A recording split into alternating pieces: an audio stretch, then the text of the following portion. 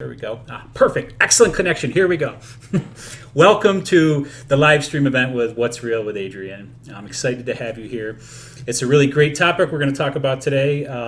It's the power of big questions. This is like one of my favorite subject matters because it's kind of like the last live stream I did where I was talking about relationships and troubling times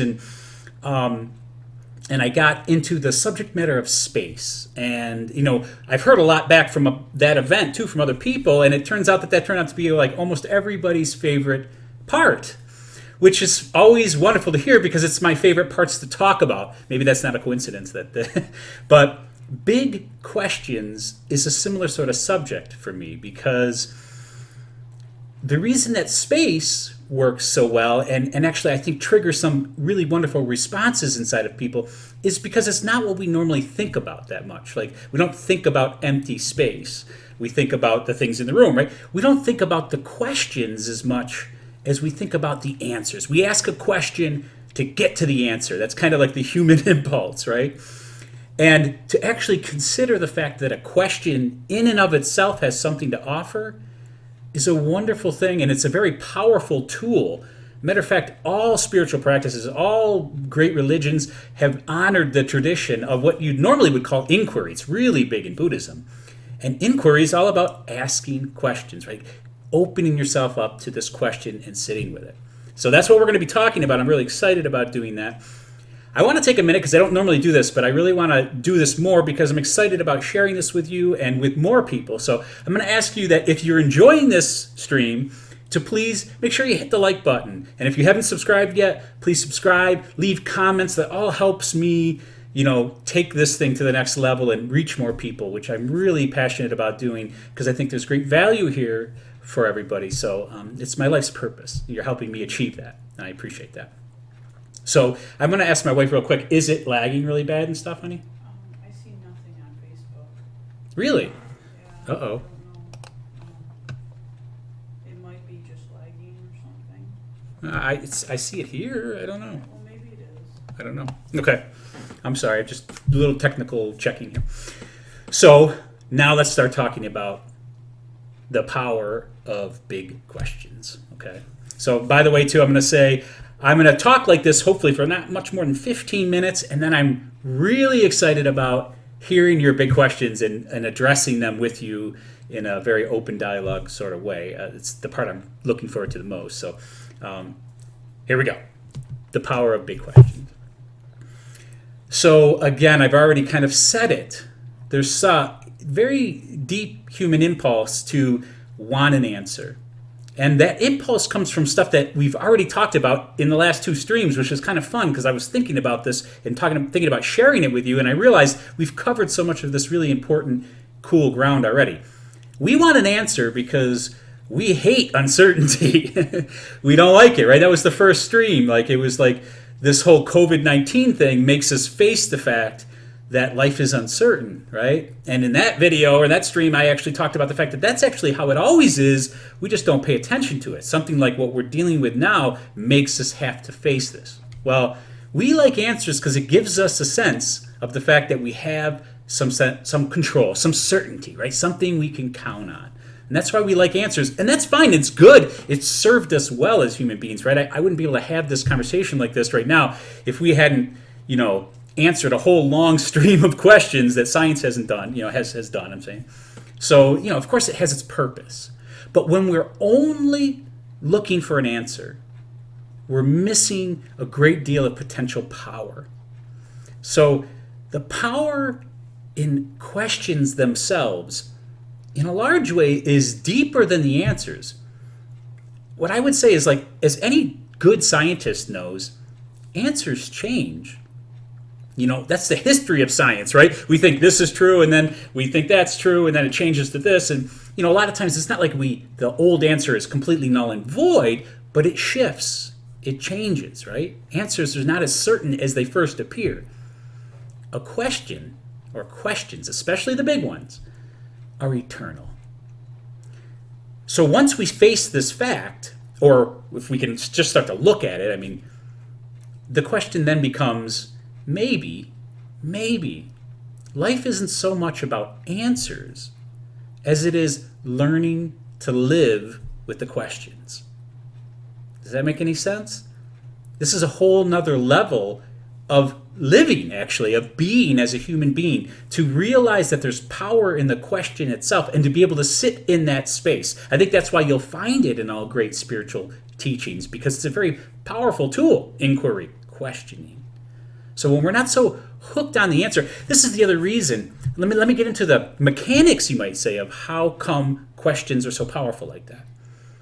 When you ask a question, if you do so sincerely, right, and the big questions we usually do because they're big questions, right? I mean, what's life all about, or what's my life all about, or what's the purpose of my life? These are big questions, and when we ask them, if we bother to take the time to ask them, we're probably doing it sincerely. And when we do that, we're opening ourselves. We're opening ourselves to life.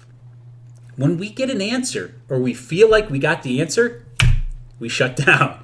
Oh, got it. Okay, move on. That's how human beings tend to behave. So asking the question, sitting with a question, is the act of opening. And that opening is part of the magic of what questioning or inquiring can do. I don't know if that makes any sense. I hope it does. The other thing, I was going to quote, I did actually earlier this week, in a post I did, I quoted Albert Einstein. I guess when we think of Albert Einstein, too, we probably think, well, we probably should listen here pretty good. He says, I'm not so smart. It's not that I'm so smart. It's that I'm willing to sit with the question longer. This is what he's talking about. See, he's sharing with you this little thing I just tried to tell you about the fact that when you ask a question, you open. When you open, you become vulnerable. It kind of goes back to the last stream we did, right?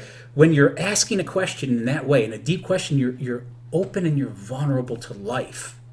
And therefore, life can give you more. You're able to receive. When you think you have the answer, it's like your hands are closed already. You can't receive anything.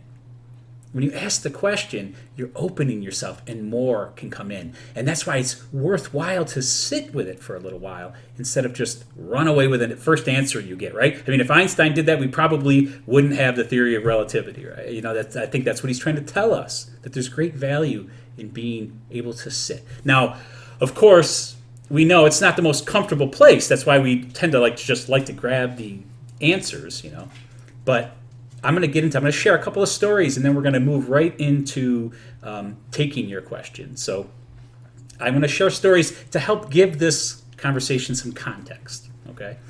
And the context will hopefully help you see in a deeper, more nuanced way the power that I'm trying to share, right? So the first story I'm going to share with you has to do with my wife and I. Does everything seem like it's working or sketchy? YouTube seems fine. I'm not sure about Facebook. Okay. Sorry. Story with my wife and I. We're newly married. Actually, she's pregnant with she's giving me the strange look, like, what are you going to tell people? She's pregnant with our first child, actually. And anyone who knows our past knows we had a pretty kind of wild and tumultuous past. But we were living out of a little red car, little Hyundai. And we were traveling across the country. And as a matter of fact, we actually ended up running that car into the ground. We ruined the transmission from making it do so many things like I'm about to share. We were climbing the Rocky Mountains in Wyoming.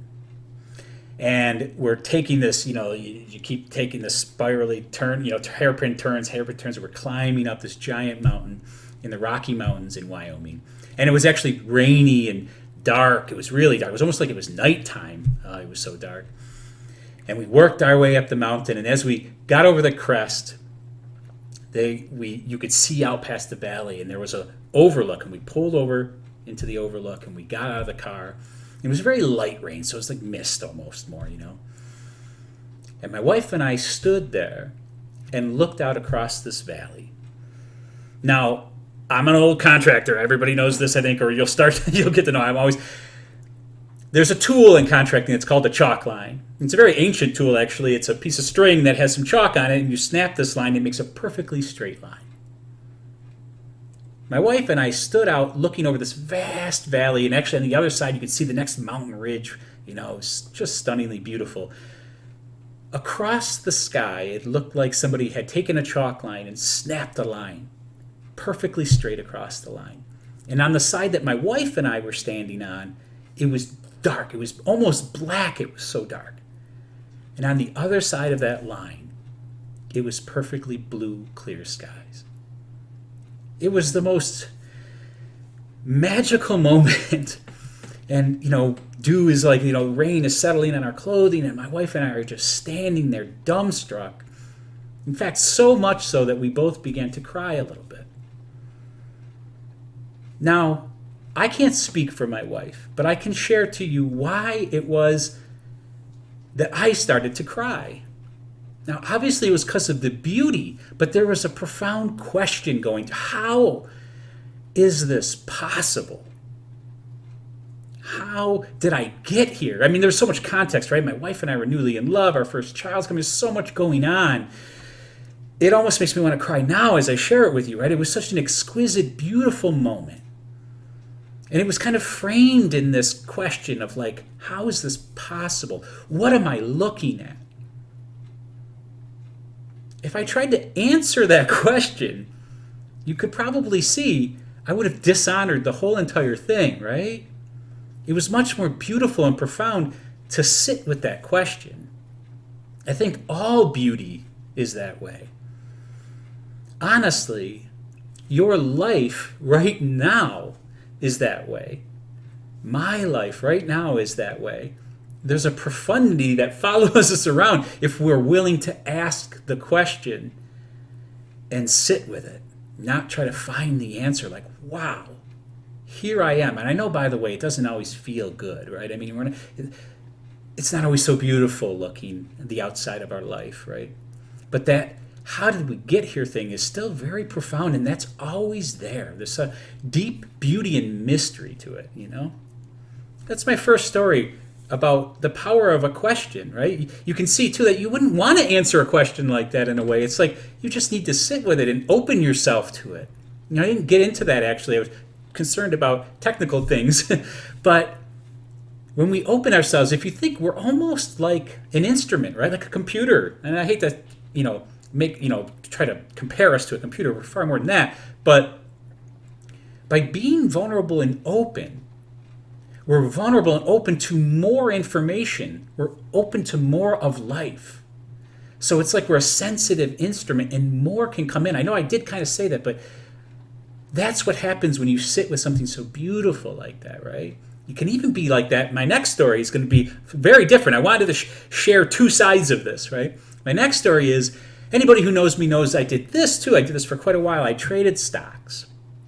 And I started out as a value investor, Warren Buffett style, and it was going great, and it was wonderful, and I enjoyed it. I enjoyed it very, very much. And things, I want to try to make this short, but things kind of morphed into, I started day trading. It was just like a whole other element. It was interesting. I started working on some of my own strategies and all this kind of stuff. And I started to become so wildly successful that it seemed quite silly for me to go to my contracting job and make that hourly rate when I could do, literally 5-10 times as much in half the time at home day trading, right? So I began to do that. I actually stopped contracting and I became a full-time day trader. And it went really well for quite a while until it didn't. This is a very common story in trading. Anybody who's done it or knows anything about it knows this is a very common story. Now, anybody who also knows me knows I'm kind of stubborn. I wasn't going to quit. I was really into it. I was seeing a great amount of potential. So I sought out a mentor, actually, a guy who taught how to day trade his style, and I realized maybe my style wasn't as solid as I thought, and I pursued that for a while, and I still couldn't shift it. I still couldn't string 2 successful trades in a row. Now, when you day trade, you're trading a lot, It was very painful. It was very, very painful. That's why I want to share this story. So I told the guy, look, I think I'm going to take some space here, which is funny because that goes back to our last conversation too, right? He said, that's a great idea. This is not uncommon, and very often you need to step away. You need to give it some space, right? Another example of how beautiful that is.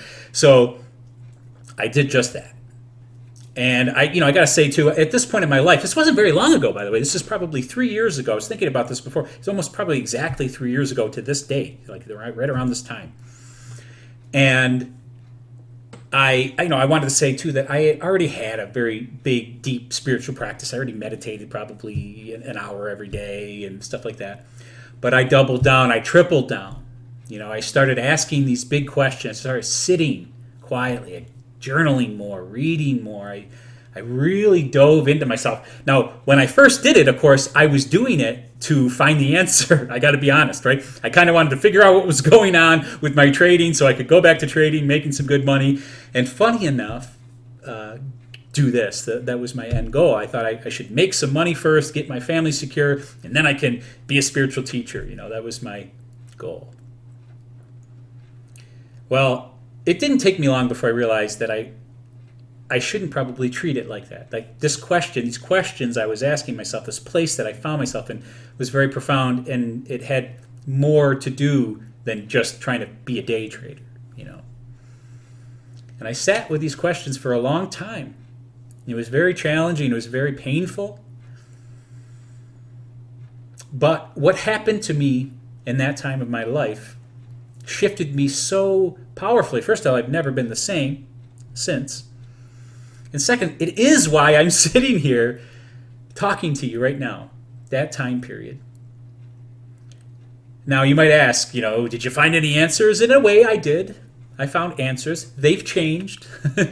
So one of the answers I found was not to be so attached to answers, that it was very powerful to sit there in that space. So this is the flip side.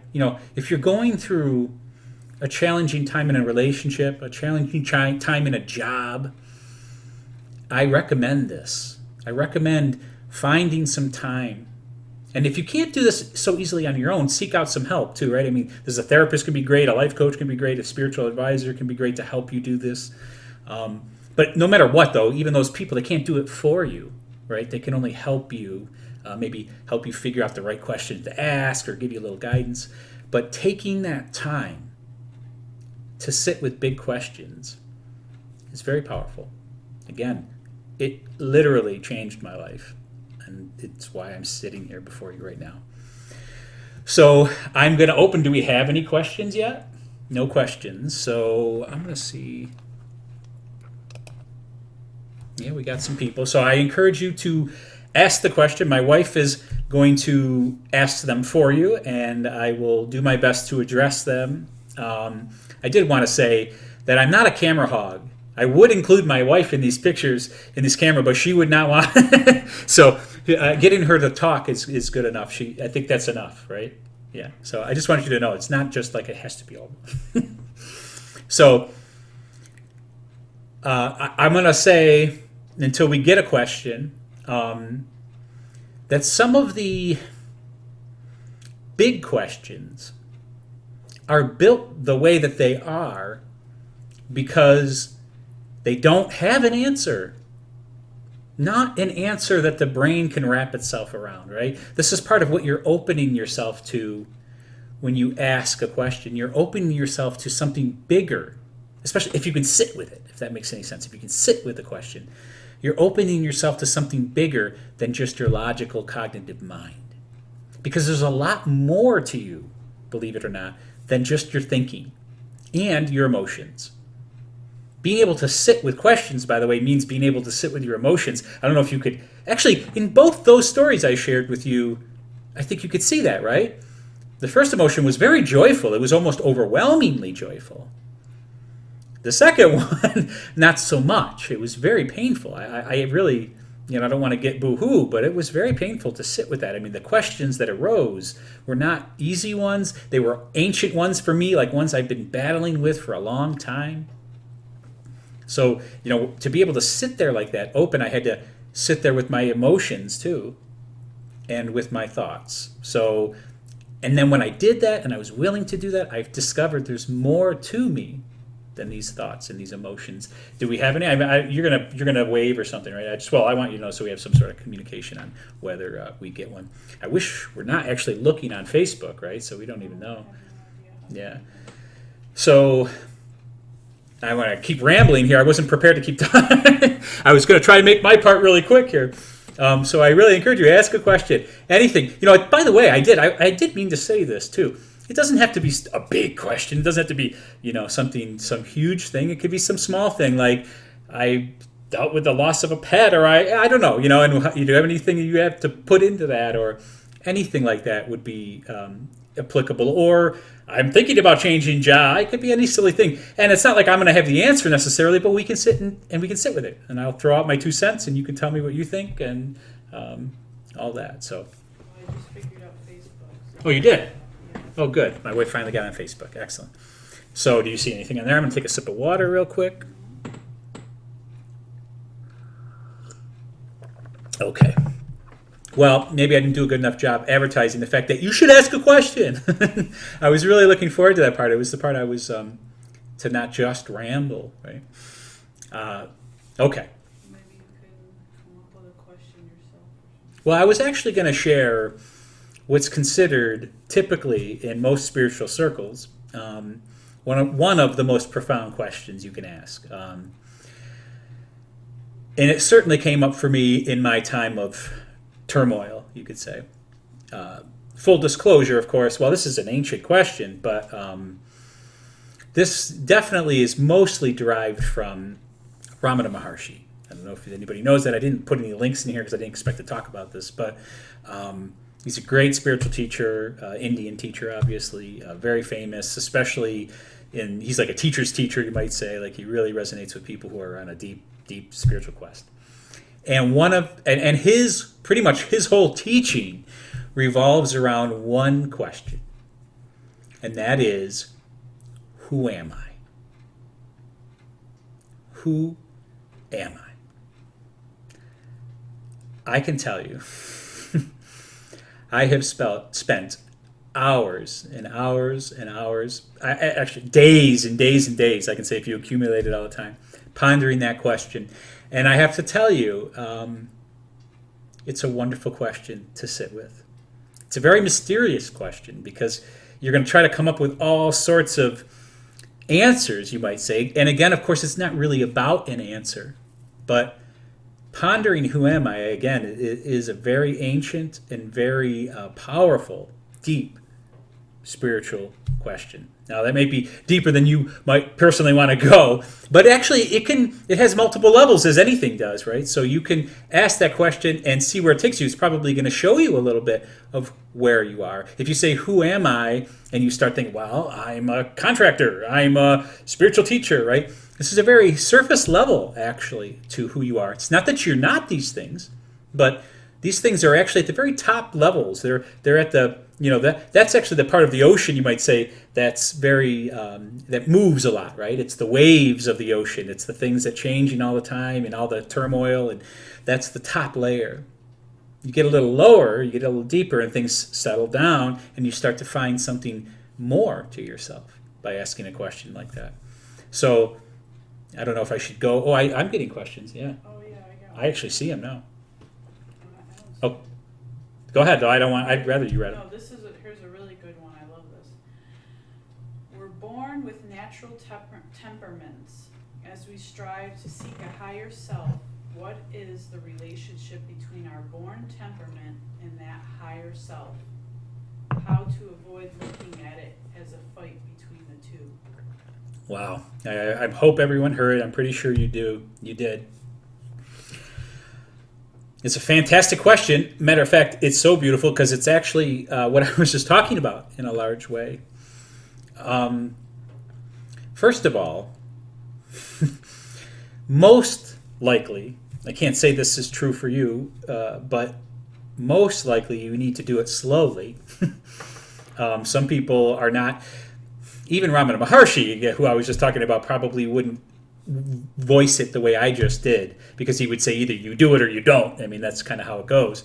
But I believe that in my own personal experience, it is a journey. It is a journey there towards this thing, towards your higher self, as you're talking about it, right? I think, when you think about somebody like Ramana Maharshi or, Krishnamurti, I don't know if anybody knows that, or these people actually had very strong, actually all really great spiritual teachers have very strong personalities, funny enough, right? I mean, you think about Jesus, we don't really know him, we don't know a lot, but you get a vibe about it, right? There's a sense to Jesus and who he was. He wasn't the most docile person, right? That just sat around, kind of like, usually your concept of Buddha is this guy who's just sitting around, nothing bothers him, everything comes in and out, and that's it, and he's just perfect, channel. And where Jesus doesn't feel like that, right? He feels like he gets angry, all these sorts of things. So he had a personality. That's what I'm trying to say. I think what you'll start to find as you get deeper in touch with your higher self is that your personality that you have, your natural bend, will mellow out a bit, but it actually will deepen too. Like some of the turmoil, the trouble that it can cause, that our personalities can cause, will start to subside a bit. And you'll just see some of the good things. Like I can say this is true for me, right? Like I'm a blabber. Well, that's good because I'm doing this, right? So like it used to be a problem because I would do it too much, right? I would give my wife no space. I would overwhelm every conversation I was in. I think I can honestly say I don't do that as much anymore. But this natural bend that I have serves me in this purpose, if that makes any sense. So I'm going to ask you to, if there's some part of that question I didn't address, ask it again or rephrase it for me. I'm going to move on to another question maybe. Yeah, so again, I mean, I would love to start a dialogue too, so feel free to ask it a little bit differently or whatever. So go ahead. So the next question is there. These practices sound powerful, but often we still do not do them. What helped you make the choice to actually start these practices? I don't know if that person read my blog today. That's how do you start the God, I love this question. This is a powerful, powerful question. And I advise you to sit with it. Sit with the question. And you might rephrase the question a little bit saying, why don't I? Why don't I do these powerful practices? What is it I'm waiting for? A willingness is what you're waiting for. A deep willingness. I can say, I don't know why this makes me almost want to cry. This is a very powerful thing. When I sat down at that shed, I didn't share that part of the story. When I was doing my deep inquiry after trading, we make maple syrup, and we have a sugar shack. So I was spending a lot of this deep inquiry time down at the sugar shack cooking maple syrup and just reflecting deeply. And as I sat down there, I realized that this thing, this failure, that's what it was too. It was me facing my own fear of failure and like embracement of failure, meaning like I felt like a failure, cracked me open enough that I was willing. I was deeply willing. I can't explain it enough, or I can't say it enough, that something opened in me. I would ask you to search for that thing in you. Because I can tell you right now, life is a lot more than you think it is. It's a lot more than I know it is, than I think it is, right? This is the part about opening, because there's so much more. So there's a good reason to open like that, to find this willingness in you, because it will open another dimension, multiple dimensions to your life. So it's worth searching for that willingness. You need to cultivate a willingness. I read my blog if you haven't. I think it might help. I talk about inspiration. Of course, to feel inspired is to find a willingness, typically. Now, you can be inspired and actually not be willing, because that's when you're inspired to go on the diet and then somehow you peter out because you actually didn't have a deep willingness. And that may be because you didn't look deep enough to find it. Finding this inner willingness, it exists, by the way, for all of us. We have to actually look for it, though. It's important to find willingness before we try to exercise willpower. We actually usually try to shortcut that straight into willpower, if that makes any sense. And that's why we'll find it doesn't usually last very long. If you have a deep willingness, you'll find your way through. So I hope that answers the question. Again, I encourage you, if that didn't quite answer it, or you have it made a new question pop up, ask it, please. I'm excited about that. Do we have any more? Okay. This is another really good one. Okay. How do we mindfully create a relationship with the world of human drama? Now that's one question, and then there's how do we focus on our inner self without feeling like we're avoiding or overly carrying the issues of humanity? You want to answer the first one? Yeah, one question at a time because I actually kind of faded out All until. right. Sorry. How do we mindfully create a relationship with the world of human drama? How do we mindfully create a relationship?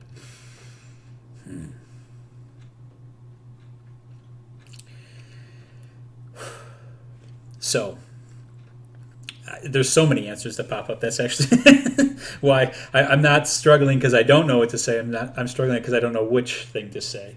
Of course, I don't know who you are, and I actually don't want to. I think it'll.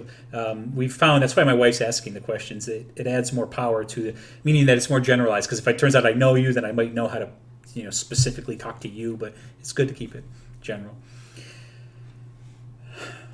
So much of life is about development, so to speak. It's about perspective. Let me say it that way. So we can, if we're caught in the drama, that's a certain perspective, right? And I'm going to talk about this as rungs on a ladder. I do this a lot with people. Now, rungs on a ladder is not about being better. Okay, so I really got to make sure I stress that. We're not talking about one thing being better than the other. We're talking about a vantage point, though, just being able to see more of the landscape, you might say. That's all. So when you're in the forest, you can only see the trees, right? And you can't see the forest. So we're talking about working our way out of the forest, out of the drama, if that makes any sense. So we're going to work our way out. So if you're in it, you're not going to be able to do that, correct? The next rung on the ladder is going to be that you're going to see drama, and you're going to see it a little clearer, and you're going to say, oh, drama. But you're more than likely going to judge it. And you're going to say, this is bad, and this is good, and I wish people could see what I can see from this rung of the ladder that I'm standing on, right? The truth is that we're not actually that high yet still from... We're actually still caught in the drama. If you pay attention to how you feel when you're judging, yeah, I'm not saying that you are, by the way, whoever this is. I'm just saying that this is when you're judging, it's because you're still caught up in the emotional aspect of the drama. The next rung would be high enough to see that there is an emotional element and not get so caught up. Then you might get intellectual about it in a way. And you could say, you're not going to get so energetic or you're not going to get so passionate about it necessarily, but you're still going to be judging it, actually. You're going to be saying, wow, they just don't see what I see. And, well, that's okay, I guess. We're just going to, right? I don't know if this is making any sense. The next level, which is where we all would love to be, I think, is where you see it even more clearly. And there's many more levels, but we're going to stop here because this is probably the place where we all are working towards, right? Where we see the drama. We see it for what it is. We even understand it. This is the intellectual part, right? We're not caught up in any of those levels so much. We're just looking at it for what it honestly is. And it's a human being being a human being, right? And you can love them for that. Now, this isn't talking about permissiveness even, right? I mean, because some of this drama can be hurtful. It can be damaging to somebody else and stuff. So we're not talking about, something needs to be dealt with. It needs to be dealt with. But that's the beauty of this next level too, though, because you can do it much more fluidly, much more naturally, and at a higher level where you're actually going to have more to offer because you're not judging. You're not caught in the emotionality of it, but you see clearly enough to say something useful potentially. By the way, this is a great place to inject some space, right? So if there's a lot of drama going on, you almost certainly need to create some space between you and them or the drama. Including, I don't know if this question was talking about, the drama we find ourselves in, the political drama that's going on over this whole virus, and, obviously it's an election year, so there's always that anyways, but or or if it's a personal drama, family drama, either way though, it's going to be the same sort of thing. This is why I love talking about fundamentals, right? Because either way, you need to find this space, and you need to see if you can't climb up the ladder high enough. By the way, this requires you to do this work. You can't fake this stuff. So you have to be asking these questions. You have to be looking inside of yourself and saying, am I really caught up in the emotion? Is that what's going on here? Am I just part of the drama in a way? Or am I just analyzing? You see it? Like if you can actually find the place where you can open and just look, it's a human being. I was sharing with my wife today some struggles that I've been going through as of today, right? Some inner feelings that I've been dealing with. And I told her that, in a certain way, I hope that they never totally go away, these feelings I was struggling, because they always help me remember what everybody else is going through.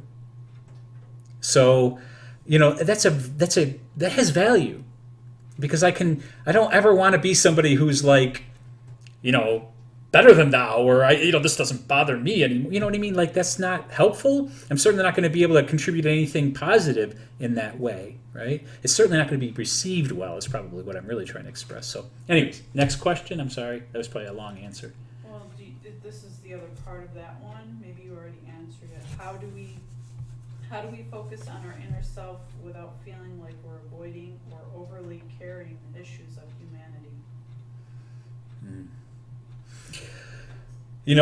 So the overly carrying the issues of humanity, I don't think I addressed that at all, really. No. And that would be,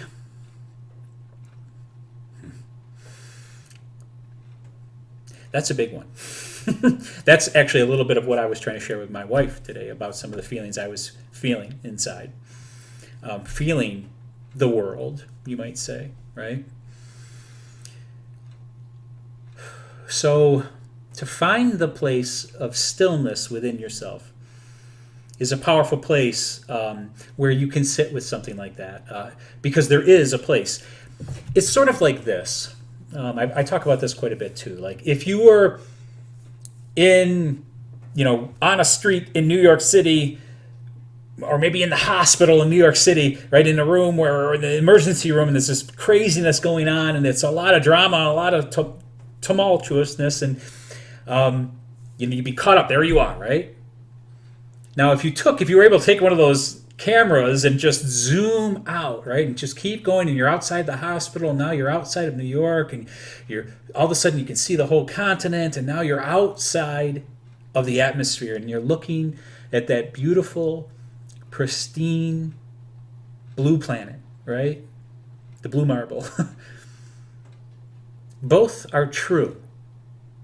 Now, I don't know if I just jumped to what I'm trying to say too quickly there, but that's ultimate truth, and it lives inside of you. That giant objective viewpoint from out in space, you might say, right, is how the planet is. It's peaceful, actually, when you get further away from it, right? Now, I'm not talking about detaching completely. I'm just saying, though, that both are true. The planet is this beautiful, pristine, floating object in space, right? That's like it's floating in utter stillness and silence in a certain way. But then when you're standing in the emergency room in New York City, it can feel quite tumultuous, right? Finding a place within yourself that is that viewpoint outside, which it exists even while you're in the emergency room in New York City. And that may be a big stretch for you, but it's true and it's real. And I encourage you to find it, to start asking those questions, so to speak. I'm really close. I've been making some massive progress with releasing my whole Real Approach online course, which is going to be the free course that I keep talking about. It will definitely help you do that. So I encourage you to keep your eye open for that. It's going to be really cool. It's a very simple process that you could do while you're standing in or sitting in the emergency room in New York City, right? And there's all this chaos going on, to access this place, because both are true. Both are always happening. So I'm not sure if that answered the question totally, but that's what I got right now. Do we have another one? Mm-hmm. Okay.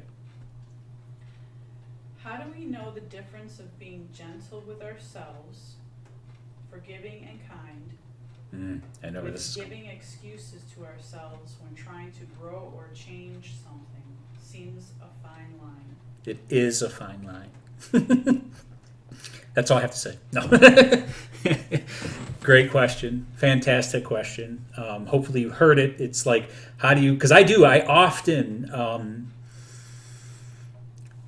recommend, you might say, being kind and gentle to yourself, right? Forgiving yourself. When you found that you're not doing the thing that you've set out to do, let's talk about like with a spiritual practice or something, right?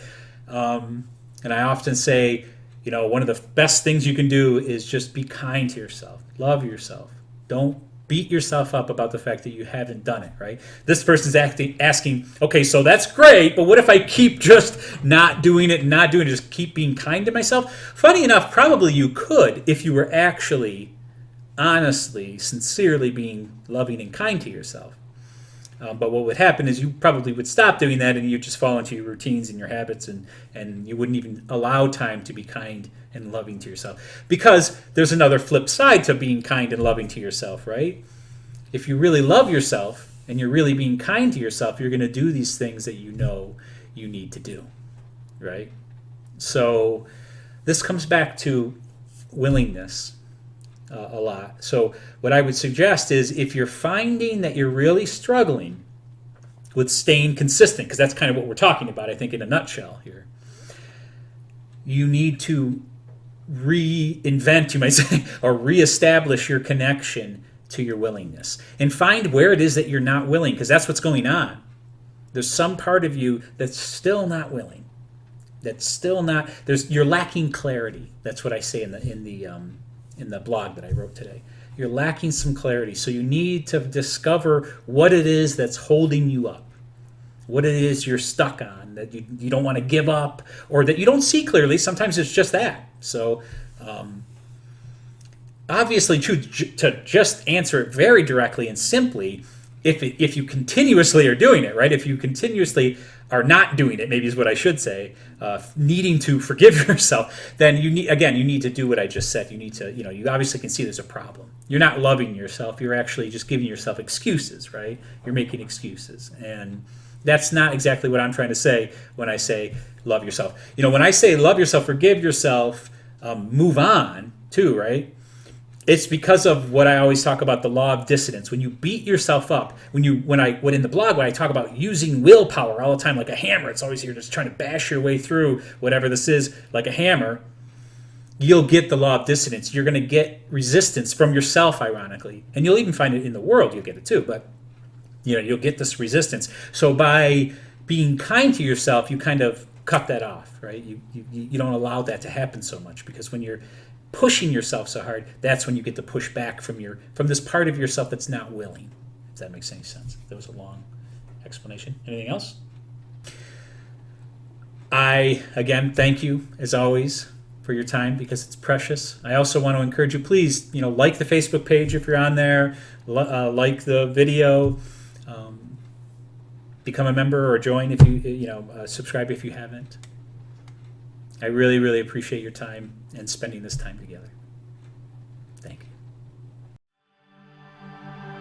you.